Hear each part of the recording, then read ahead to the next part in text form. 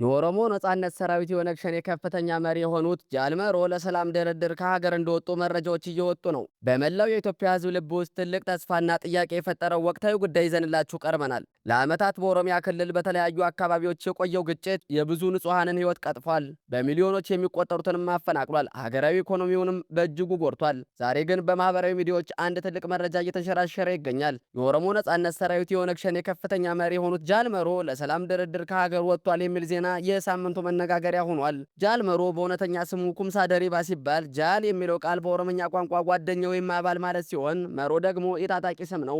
በኦሮሚያ ክልል በተለይም ወለጋ አካባቢ እንደተወለደ ይታመናል። ስለ ትምህርቱና ቤተሰቡ ዝርዝር መረጃ አይገኝም። ወጣት ሲሆን ወደ ፖለቲካ ትጥቅ ትግል እንቅስቃሴ እንደገባም ይታወቃል። ጃልመሮ በጣም የተከፋፈለ አስተያየት ያለበት ሰው ነው። የኢትዮጵያ መንግስት የሽብር ቡድን ብሎ ይገልጸዋል። አንዳንድ የኦሮሞ ፖለቲካዊ ድርጅቶች ግን እንደ መብት ተዋጊም ያዩታል። በዛሬ ልዩ ፕሮግራማችን ጃልመሮ የት ሄዱ? ድርድሩ በማን አምባሳደርነት እየተመራ ነው? ካለፉት የዛንዚባር ድርድሮች በምን ይለያል? የሚሉ ነጥቦችን በሰፊው እንተነትናለን። እስከ ፕሮግራማችን ፍጻሜ ድረስ አብራችሁን ቆዩ። ወደ ዝርዝር መረጃችን ስንገባ ይህ ጉዞ እጅግ በተጠበቀ ሚስጥር የተያዘ እንደሆነ ተሰምቷል።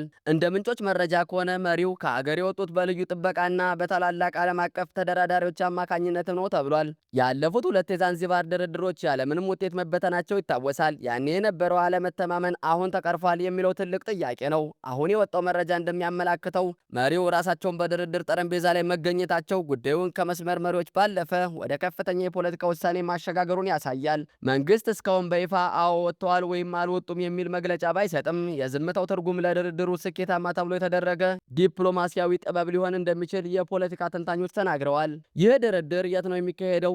ብዙዎቹ ኬንያን ወይም ታንዛኒያን ይጠረጥራሉ።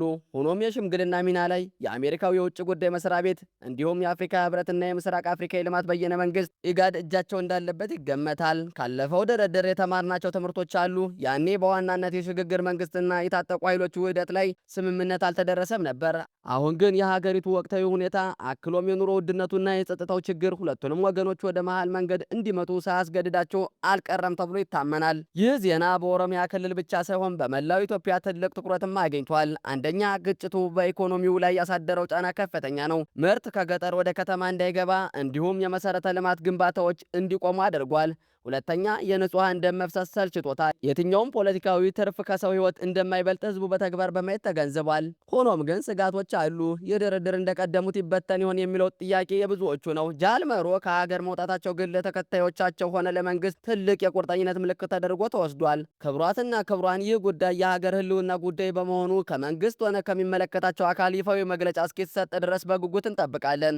በመጨረሻም ፖለቲካው ቢለወጥም ሰላም ግን የማይተካ ሀብታችን ነው። ጦርነት አሸናፊ የለውም፣ ሰላም ግን ተሸናፊ የለውም። ይህ የጃልመሮ ጉዞ ለሀገራችን አዲስ የሰላም ምዕራፍ እንዲከፍት እንደ ኢትዮ 360 ቻናላችን ምኞታችን ነው። ስለተከታተላችሁን እናመሰግናለን። አዳዲስ መረጃዎች እንደደረሱ ወዲያውን ይዘንላችሁ እንመለሳለን። ላይክ እና ሰብስክራይብ በማድረግ ከኛ ጋር መሆኑን እንዳይረሱ። ሰናይ ጊዜ ተመኘን።